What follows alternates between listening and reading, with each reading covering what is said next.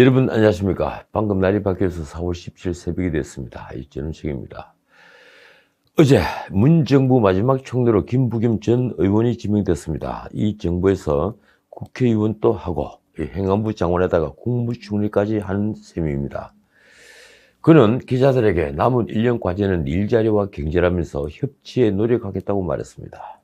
글쎄요, 일자리 하나만이라도 챙겼으면 하지만 그게 쉬운 일이겠습니까? 세금으로 만드는 단기 알바 일자리는 홍남기가 충분히 만들고 있습니다. 이 노동계획을 해서 일자리를 만들어야 할 판인데 그건 총리가 할 수 없는 일입니다. 그가 한 말입니다. 더 낮은 자세로 국정을 쇄신하겠다. 성찰할 것은 성찰하고 혁신할 것은 혁신하겠다. 낮은 자세란 말은 대한민국 정치인들이 가장 많이 쓰는 말입니다. 정치인다운 정치적 발언이죠. 제발 하루라도 빨리 백신을 확보하는 일이나 제대로 했으면 싶은데 그것도 쉽지 않은 일로 보입니다. 이 김부겸 지명자는 역시 뻔한 답을 했습니다. 우리 국민들이 계획대로 백신을 접종할 수 있도록 정부의 역량을 총동원하겠다. 국민이 안심하고 하루속히 일상을 회복하도록 하겠다. 이번 개각 발표는 유영민 비서실장이 했습니다. 이 자신의 정부 총리를 지명하는 일인데 왜 문 대통령은 직접 발표를 하지 않은 걸까요? 그러고 보니 2019년 정세균 총리 지명 당시에는 문 대통령이 직접 춘추관을 찾아 발표했습니다. 그리고 그게 마지막이었습니다. 국토부 장관에는 변창흠이 예정대로 물러나고 노영욱 전 국무조정실장이 지명됐습니다. 과기부는 임혜숙 국가과학기술연구회 이사장, 그리고 산자부는 문성욱 국무조정실 2차장, 해수부는 박준영 차관, 노동부는 안경덕 노동위원회 위원이 발탁되었습니다. 모두 전문가 관료 출신들입니다. 전에 말씀드린 대로 순장조에 정치인을 찾기는 힘듭니다. 게다가 청문회를 무탈하게 통과할 사람을 찾은 게 아닌가 싶습니다. 자, 이 네 사람에다가 총리 인사청문회가 끝날 때까지 잠시 숨이 붙어있는 홍남기까지 포함하면 총리 외에도 5개 부처 장관이 교체되는 것입니다. 홍남기 후임은 구윤철 국무조정실장으로 알려졌습니다. 이 청와대 인사도 한꺼번에 발표됐습니다. 정무수석에는 알려진 대로 이철희 전 의원, 사회수석에는 리태한 국민건강보험 상임감사, 그리고 대변인은 박경미 교육비서관입니다. 이전에 비례대표 1번을 한 분이죠. 그리고 신설한 방역기획관에는 김호란 국립암센터 교수를 임명했습니다. 방송을 많이 해서 널리 알려진 분입니다. 이로써 문 대통령 순장조는 완성되었습니다. 내각에는 경제부총리까지 포함하면 1년짜리 장관이 5명이 임명되어서 자신의 이력에 판서급 당상관 등용을 덧붙이게 됐습니다. 모쪼록 그들이 짧은 기간이지만 최선을 다해 민생에 작은 도움이라도 됐으면 합니다. 자, 대선은 이제 11개월도 남지 않았습니다. 어제도 말씀드렸지만 이제 문 정부는 완전히 길을 잃은 모양입니다. 모든 것이 그렇습니다. 당장 어제 청와대에서 열린 보여주기식 행사인 확대 경제장관 회의가 그렇습니다. 문 대통령은 이 자리에 삼성전자, SK하이닉스, 현대차, 삼성중공업 등 대기업 CEO들을 불렀습니다. 미국에는 대통령과 주요 기업인들이 공개적으로 회동하는 비즈니스 라운드가 종종 있죠. 그런데 우리는 대통령이 필요에 따라 불러서 만나니 그건 회동이 아니라 알연처럼 비치는 것입니다. 문 대통령은 그 자리에서 글로벌 반도체 공급망을 우리가 계속 주도해 나가야 한다고 말했습니다. 아마도 조 바이든 대통령이 삼성과 대만의 TSMC 등 글로벌 반도체 CEO들과 화상으로 반도체 전략 회의를 갖고 미국의 반도체 패권 탈환을 선언한 때문으로 보입니다. 미국과 중국, EU가 반도체 대전에 들어가는데 우리는 뭐 하느냐 하는 말이 여기저기서 나오니 청와대가 급조한 회의입니다. 그러니 문 대통령이 내놓을 게 없는 회의죠. 결국 문 대통령의 자화자찬만 있었고 정부 차원의 지원책은 없었습니다. 미국은 반도체 인력 양성에 120억 달러 약 13조 4천억을 투자를 하고 전기차에는 1740억 달러, 무려 194조 원을 쏟아부으며 독일은 시스템 반도체에 36억 유로, 4조 8천억을 투자하는데 말입니다. 우리 정부가 하는 지원은 지능형 반도체 연구에 투입되는 1조 원뿐입니다. 이처럼 이 별다른 지원은 없으면서 기업에 대한 온갖 규제를 다 만든 문 대통령이 어제 한 자화자찬을 내렸습니다. 정부가 절치부심하여 이 반도체, 자동차 등 주력 산업 회복과 바이오, 시스템 반도체, 친환경차를 비롯한 신산업 육성에 노력을 기울였고 그 효과가 빠르게 나타나고 있다. 그게 기업이 잘한 때문입니까? 아니면 정부의 노력 때문입니까? 이제 문 정부는 내로남불, 후한무치의 자화자찬을 그 특징으로 보태야 할 것 같습니다. 이 자화자찬에는 백신도 들어있습니다. 다 아시다시피 말입니다. 그런데 코로나 백신 확보를 두고 우왕좌왕하는 모습을 보면 선웃음이 나옵니다.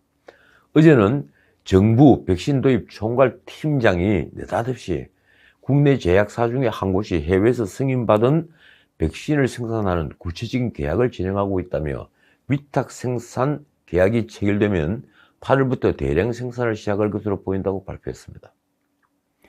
정부가 기업 간의 협상 중인 계약을 미리 발표하는 것은 전례 없는 일입니다. 누가 이 광대 노름을 시켰을까요? 식약청도 모르는 일이라고 했습니다. 그러자 기자들이 바빠졌습니다. 하지만 여기저기 확인해도 삼성 바이오로직스, SK 바이오사이언스, 그리고 ST팜 등 생산 시설이 있는 제약사들은 하나같이 부인했습니다. 현재 아스트라제네카는 SK 바이오사이언스에서 위탁 생산 중이고 노바백스도 6월부터 위탁 생산을 합니다. 그렇다면 새로 위탁 생산할 백신은 모더나일 가능성이 높다고 업계는 보고 있습니다. 화이자는 이미 미국의 대량 생산 시설을 갖추고 있으니 말입니다. 어쨌든 정부가 부린 이 이상한 스무고개 때문에 주식시장이 춤을 추었습니다. 위탁 생산 백신과 생산업체가 어디인지 소문과 추측이 쏟아지면서 15일, 16일 이틀 동안 관련 종목 주가가 급등락을 거듭했습니다. 이 방역당국이 주식시장을 도박판으로 만들고 있다는 자주 섞인 말이 나왔습니다.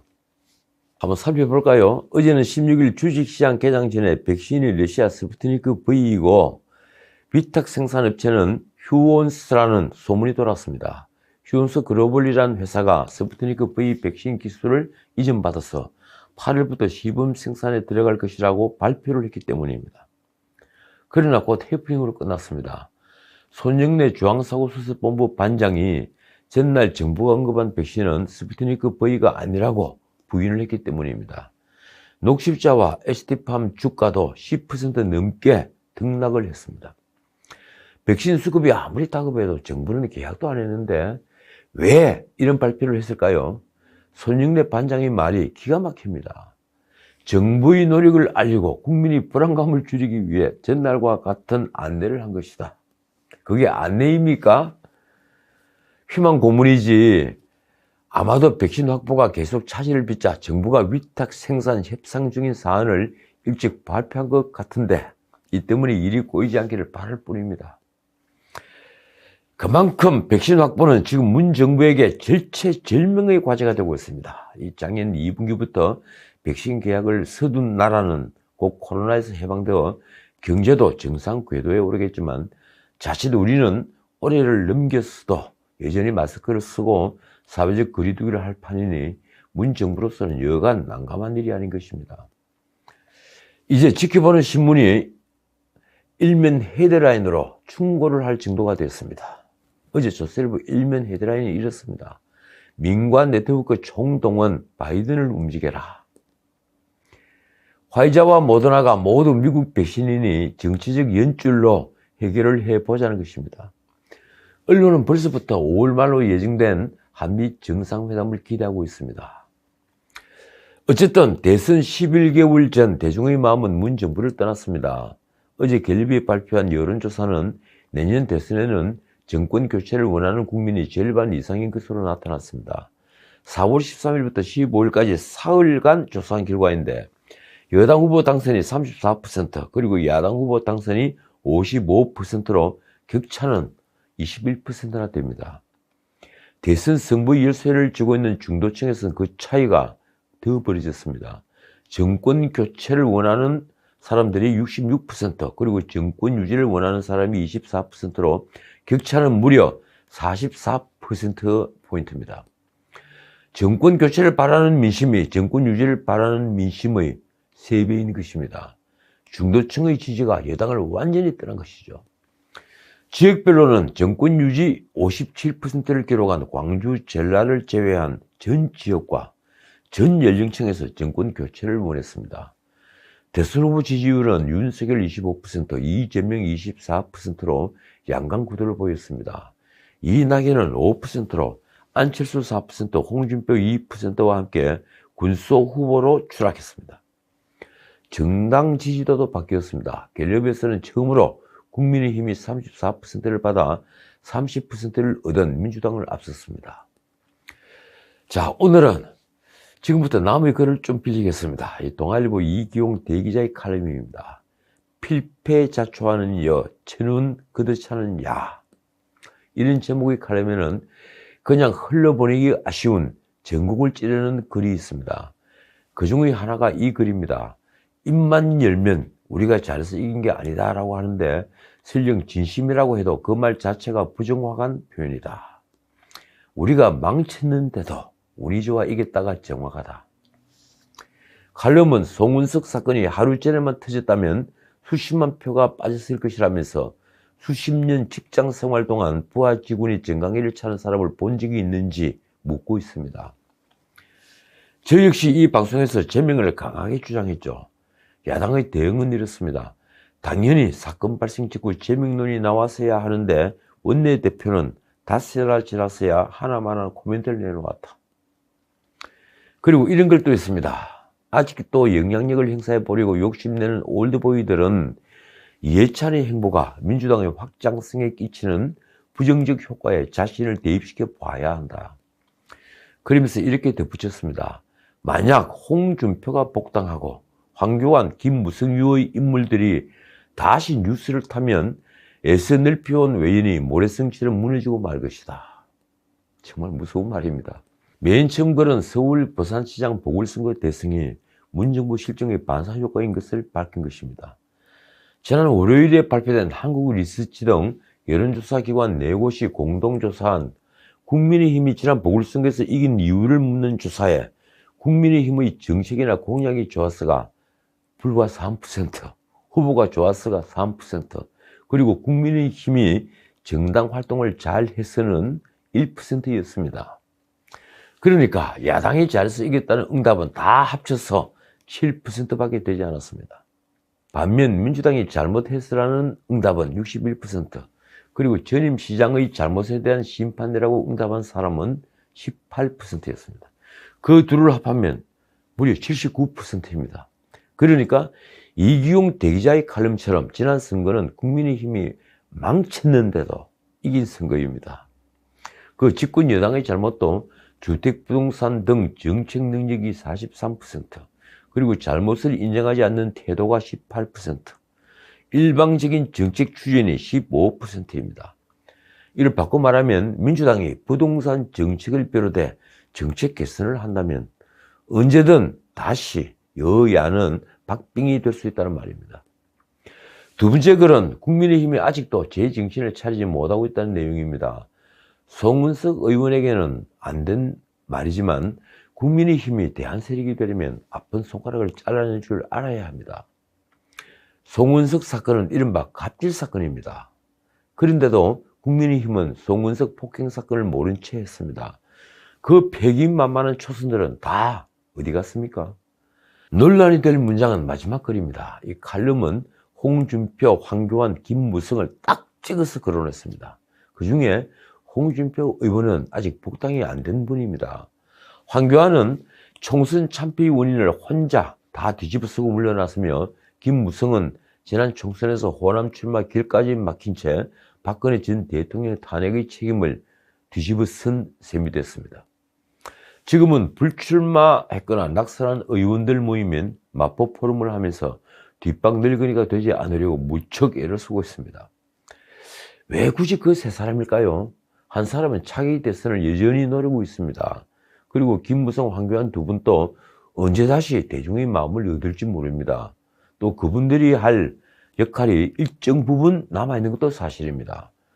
정치는 살아있는 생물 같기 때문입니다. 이기용 대기자가 막상 하고 싶은 말은 이런 걸 겁니다. 그 세 분이 자칫 대중에게 당을 낡은 당, 바뀌지 않는 집단으로 비칠 우려가 있다는 것이겠죠. 솔직히 저 역시 당에 새로운 사람이 있다면 그분이 등장해야 한다고 믿습니다. 소명의식과 열정을 가지고 대중을 설득할 수 있는 사람이 있다면 그가 초선이면 어떻고 또 낙선자면 어떻습니까? 자, 오늘은 여기까지입니다. 이 여당인 민주당 얘기를 하면서 마치겠습니다. 이 국민의힘도 그렇지만 지금 민주당은 당권 경쟁에 돌입했습니다. 송영길, 우원식, 홍영표 정도의 차이는 있지만 친문 성향들입니다. 그래서 일제히 집토끼를 챙긴다면서 광주를 찾아가 5.18 묘지부터 참배했습니다. 하긴 전국 대의원표가 45%, 그리고 권리당원 40%, 일반 여론조사 10%, 일반 당원 5%이니 광주부터 찾겠죠. 홍 의원은 문자 폭탄을 보내는 강성 친문이 문제되자 그 문자 폭탄도 민심이라고 변명했습니다. 송영길 의원은 요즘 가장 진보적 색채를 띠고 있는데 조국 사태가 민주당에 등을 돌리게 했다는 지적에 지나간 일이라고 했습니다. 그는 부동산 이익 공유제라는 기발한 아이디어를 냈습니다. 그냥 웃죠. 그러고 보니 언론 표현처럼 친조국파 목소리가 더 커지는 것 같습니다. 김남국은 조국이 문제의 본질이 아니다. 이 문제의 본질은 경제라고 했고, 황운하는 반성과 성찰이 개혁 세력이라는 정치성을 잃어버리고 자기 부정에 이르는 우를 범해서는 안 된다는 다분히 철학적인 냄새를 풍기는 말을 했습니다. 사태가 이렇게 돌아가자 원내대표 출마를 포기를 한 조응천 의원이 한마디 했습니다. 조국 사태는 보수 정당의 탄핵과 같이 두고두고 우리의 발목을 잡을 아킬레스건이 될 것이다. 조국은 이처럼 문 정부의 상징을 넘어 이제 신화가 되고 있습니다. 문 정부는 조국 때문에 망했습니다. 자, 그런데 이 판에 민주당 새 원내대표는 윤호중이 당선됐습니다. 박안주를 이긴 겁니다. 그가 한 말이 이렇습니다. 개혁의 바퀴를 여기서 멈춰서는 안 된다. 지금 개혁하지 않으면 언제 하겠느냐. 내년 3월 대선을 앞두고 친문 주도 개혁 드라이브를 멈추지 않고 더 강하게 걸겠다는 의미입니다. 4.7 선거 참패로 민심을 반영한 정책 전환이 필요하다는 주장은 이제 쑥 들어가게 되었습니다. 솔직히 야당으로서는 참 잘된 일입니다. 이제 반문의 결집 속도가 더 높아질 테니까 말입니다. 세상에 지나가 봐야 다 깨닫게 됩니다. 지금까지 전우책이었습니다.